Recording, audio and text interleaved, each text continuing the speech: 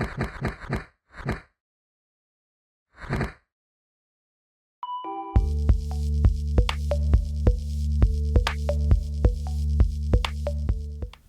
everyone, it's Chloe here from Chloe Bruce Academy, and today we're going to be going over Wild Thing yoga pose. For those of you that have never done this pose before, don't be alarmed. I'm going to be showing variations and modifications for all levels, including complete beginners. Let's get started.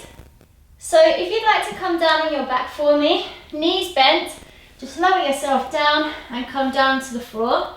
First off, we're just going to do some bridge curls. So from here, we're just going to ground through the feet, lift through the hips, and come up like so. Okay, we're going to do around 8 of these. Just push through the hips. Good. That's 3, 4, 5, 6, 7.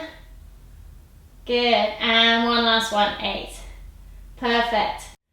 Now the next one we're going to do is reverse tabletop. So if you'd like to come up to seated for me, turn your palms away from you so your hands are facing behind you. Feet are nice and planted, grounded, and we're going to lift through the hips again. So distribute the weight evenly between your hands and your feet. Take a deep breath in, and on the exhale you're just going to push up through the hips, through the core, tighten, contract the glutes, and then release. Okay, and we're going to do 8 of these as well. Good. And that's 3. Perfect, guys. 4. Good. 5. This is just to wake up the body. 6. For what's to come. Okay. 7.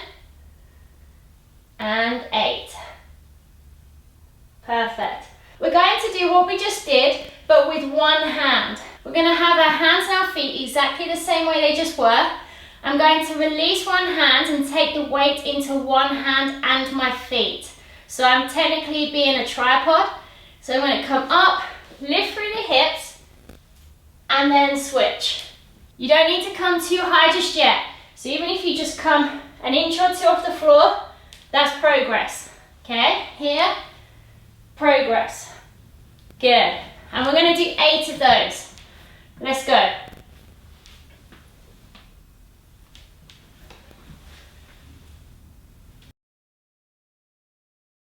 That's 3. Good, guys. 4, 5, 6, 7. Perfect. One more. Very good stuff. Okay, so let's get into it. First things first, you don't have to go from downward dog and flip yourself over. That's very advanced. So let's break it down into baby steps and let's go from the beginning. If you've never done this pose before, the knee variation is for you. So if you'd like to curl one of your knees in, okay, to here. I've got my right leg bent, left leg over the top. Now I'm going to place my right hand behind, nice alignment between my shoulder and my wrist, so that when I'm up, my shoulder is stacked over my wrist. That's the strongest position to hold this pose. Now if everyone is here with me in this position, it's safe to lift through the hips. So what we're going to do is take the weight onto this shin here and our bottom foot backhand. Press through all of those 3 tripod points, lift through the hips, and then we can lift that back arm over. If you feel comfortable enough, you can extend that front foot out.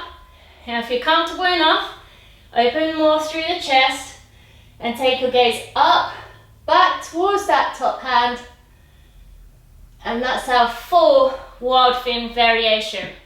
Now taking it into variation number 2, we're going to go into the full wild thing, but from a seated position. So feet are planted on the floor. You'll take your left or your right arm behind you, entirely up to you which arm you want to do. choose your strongest to begin with.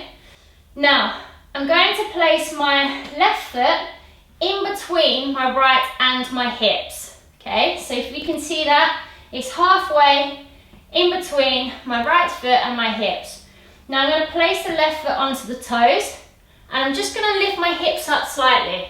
Okay, now from here I'm going to turn the foot of the right foot to the side of the foot, as you can see there.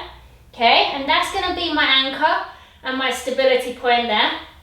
I've got this one on the toes, and essentially this is a basic wall thing.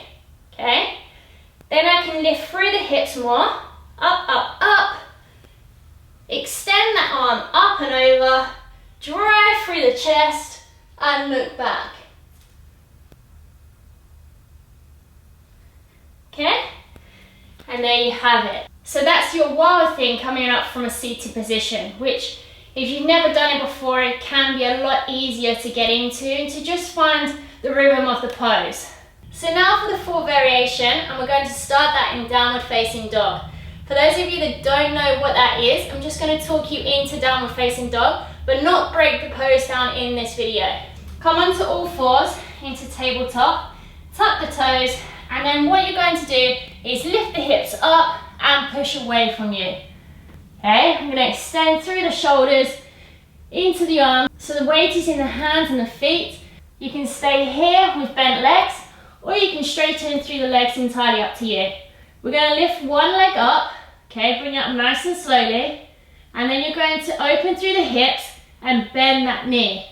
Now we're going to take the weight into the one hand and one foot, and come into like a side plank before stepping that back foot over onto the toes. It's at that point we extend the back hand out, open through the chest, and then take your gaze to that top hand if it's available for you to do so. And then to get out of it, you're going to go back the same way, take it down, extend that leg, and then come back down into our downward facing dog. Thank you for watching, guys. I hope you found this tutorial helpful. I'll catch you next time. Goodbye.